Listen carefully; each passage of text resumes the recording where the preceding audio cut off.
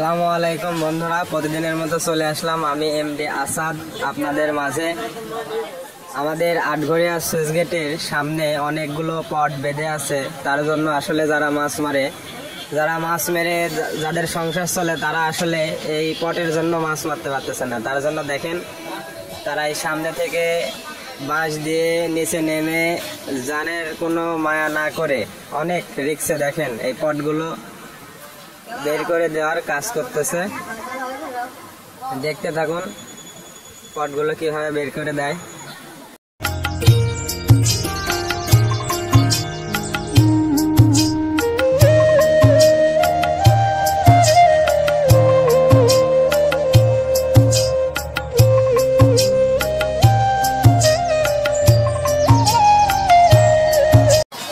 পটগুলো বার হয়ে যাচ্ছে কি সুন্দরভাবে দেখেন, বাঁশ দিয়ে ঠেলা মেরেছে তার জন্য পটগুলো দেখেন পার হয়ে যাচ্ছে।